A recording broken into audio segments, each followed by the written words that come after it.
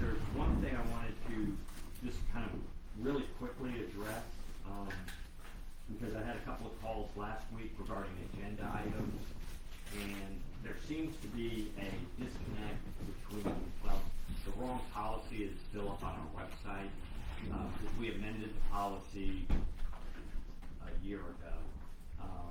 So there is a process for putting items on the agenda. Just 2 trustees just have to ask for it. It was good last week. We had a lot of folks wanting to get some stuff on the agenda. And I think what's happening is we've kind of finished, well, we're not finished with it, but we've gone beyond the COVID-related debates of reopening, masking. That stuff may come up again, but at least for now, we're kind of turning back to education topics, which is great. We had a couple of items. One of them had to do with pass-fail grading, and when I brought it to Dana at our meeting, he said that, I guess, great minds think alike. They already had that scheduled for January. So I think we annually do that in January. We annually do our grade grades. Pass-fail. That's what makes it hard. Yeah. So we're getting there, and you know, understand is a new topic, like something that we want to do, will be presented in discussion first at the morning meeting, and then once we have a consensus, it goes to an action item that we would actually vote on, just so that we try and keep it as efficient as possible, because we're going to have a lot of ideas coming up. And one other thing is, Dana had sent out January 14th and 15th about the Schlechte conference. She's got a couple of replies, but if everyone can kind of check your calendar and see if you can make it, that's been a really good thing for us to do as a group in the past, and be really good for everyone to do. All right. So when do we have the opportunity to change policy at the end of this year? When do we review policy? We go What kind of policy? You review it here. I thought there was a specific time frame that we could, no. We hadn't typically done like that review.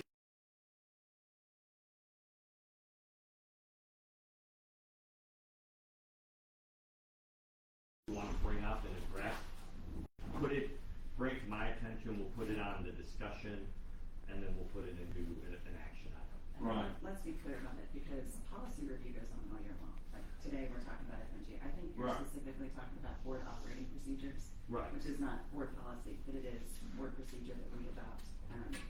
And we have done that in the spring. You know, Okay, Right. that's what I have in mind. That's what I have on my calendar. Okay. Spring. You said that the policy was amended, but what's on the website's not right. That's what it seems to be when I look. No When you problem. sent me your Can thing. you send us the policy? Yeah, I think. Board operating procedure. Yes. Clay, can you help me figure out where you found the old policy? Oh, it's right on the board. Sorry, if you go click on the website, it says Alamo Heights Independent School And that's District, what I've been getting my. and then you go to board, you go to I think it's school board, Yeah. and then you go and there's a thing that says policy, and then you go to That legal. is to TASB, legal and local policy. No, it's Alamo Heights. Let's put it on the high But shelf. it's our, I mean, it's what we had adopted, but then we have tailored, and I think y'all got it in your own page, but you had that as an oversight. But we tailored policy and procedures for what we do. It's not like school. But bringing up changes, feel free.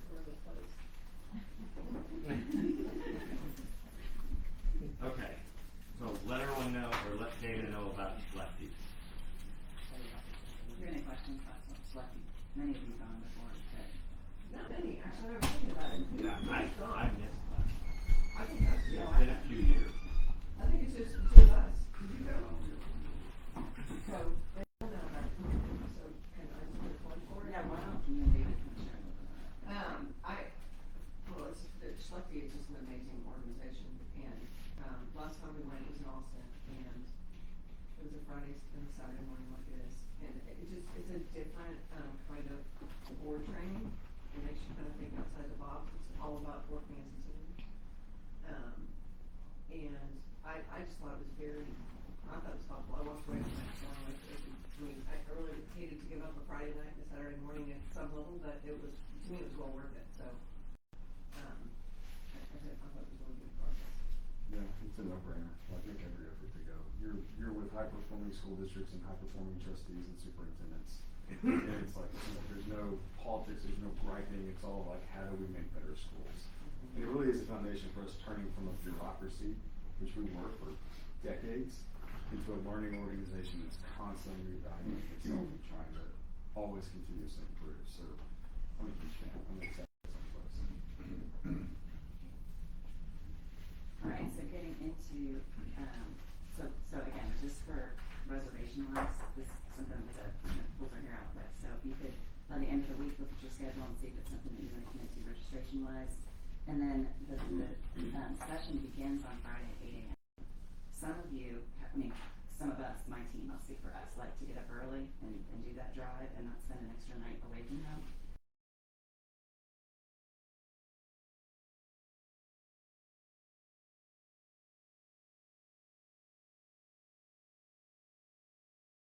Okay, so those two things. It's in Georgetown. Has she sent the itinerary yet? I sent it in the update. I sent it over. There's not an actual schedule published yet. Oh. So all the topics. Like the session. specifically publish it. Just the It's in the topics, update. yeah, it's in there. Okay. So that's not front of it, yeah. And I do that for me. I got yours. Good. All right, so getting into the overview of the board agenda, we are excited to honor Tara, who's our receptionist here at Central Office with the Spotlight on Excellence, and we also get to celebrate our state cross-country team on Thursday night, which will be a huge celebration for them as well. Frank will present the overview and process and recommendation about the 2022-2023 school calendar, and I appreciate his efforts to get that, moved forward earlier in the year rather than later, as we used to do it, so that we can all get started on our planning for next year. I am going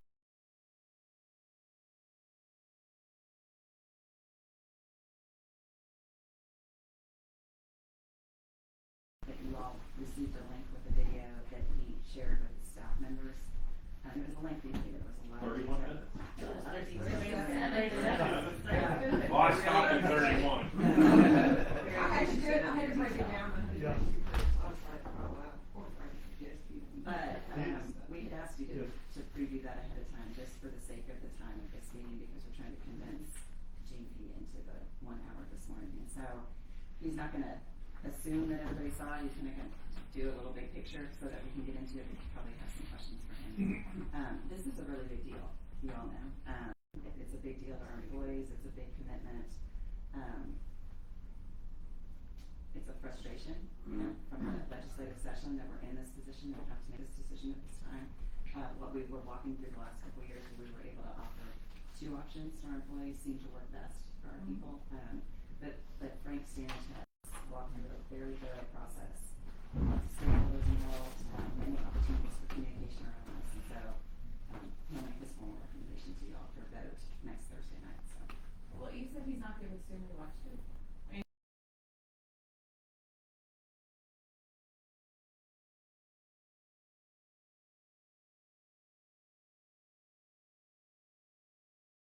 He'll be as brief as he can. So in the interest of satisfying all of the people in the room, what I'll do is just kind of find some middle ground and not go into detail, but if anyone here has further questions, just go ahead and stop me and I can address those. Does that sound okay? yes. Yes. Okay, so, Dana requests that I get through this particular briefing in about 10 minutes. We have talked, so that's gonna be about where we are, but if y'all have other questions, we can let it know. For those of you who were able to watch the video, you know that the survey data that we pulled out from our employees, out of 467 employees who have our insurance, we had 260 of them respond, so we had a 54% sampling, which is, and as you all know from surveying folks, that's a pretty strong sampling. And based on the survey data, we found that only 3 out of 10 of our employees want to stay with Harris Active Care, which made a strong case for the TSHDP. Also, in the video I mentioned that we've had a TSHDP, or Texas School Health Benefits Plan, for 1.5 years. So it's a tested model, and we've seen some satisfaction. We've also seen overall that there were some growing pains, and we had to help people to know how to use a directed care insurance plan.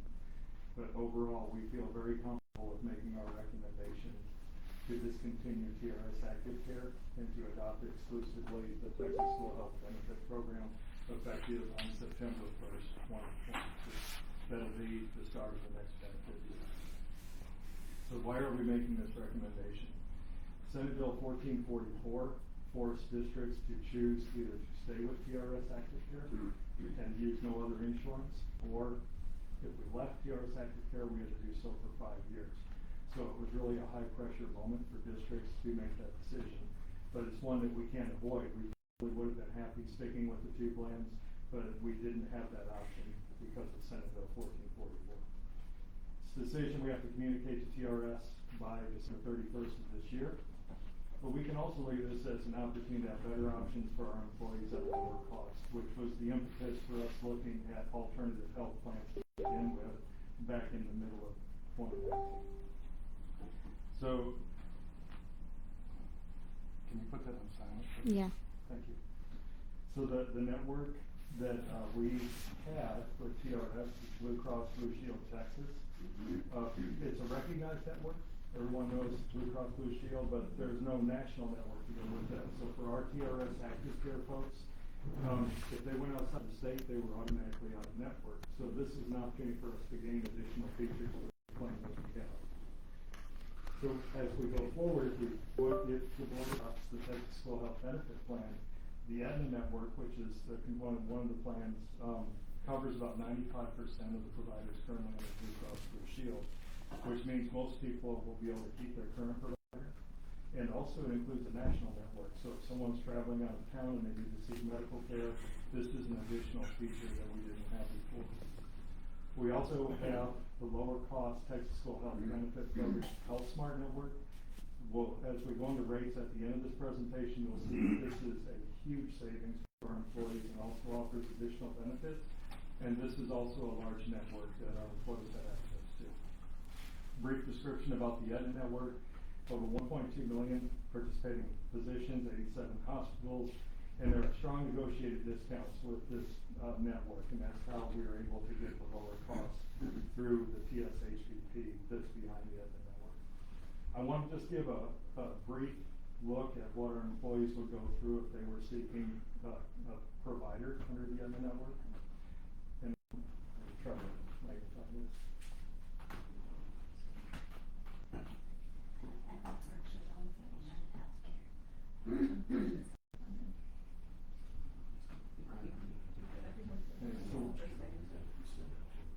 Alright, is this pace okay for everyone? You're good. Okay, good. So let's say we don't want to drive more than 10 miles and we want to find, we live over in Northwood and we want to find a provider that's over in, where's it been? And we're just looking for a medical doctor, primary care, for my child.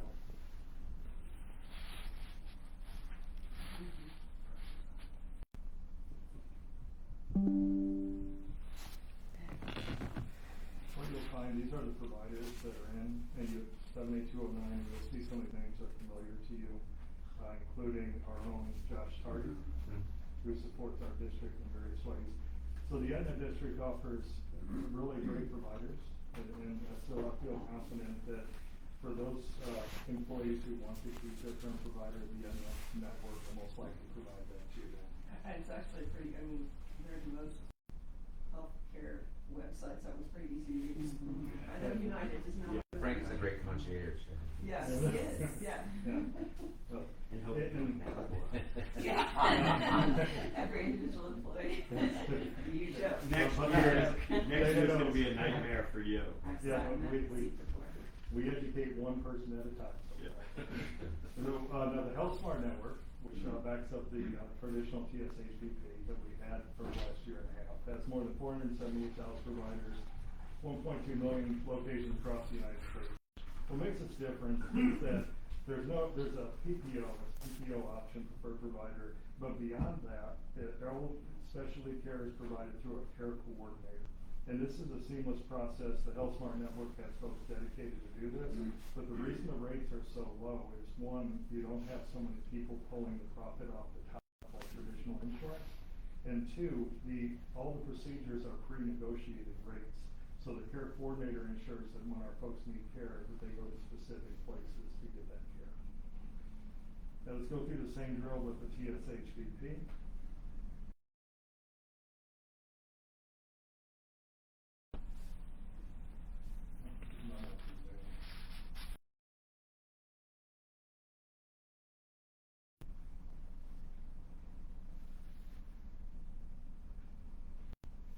Okay, 7209.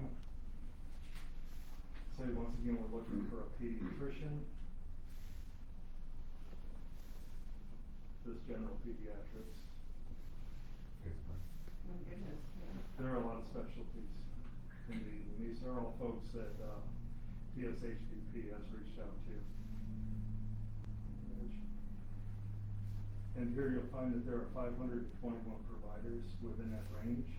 If we expand out to 60 per page, you can see that some of these folks are pediatrics only, others have cardiology or different specialties. Most of these folks are based at hospitals, that's where part of their practice is. But there are also ample options for our folks to find providers through the HealthSmart Network. The next, I'd like to go over the plan features briefly, just so you can see what our folks would be getting with the new plan.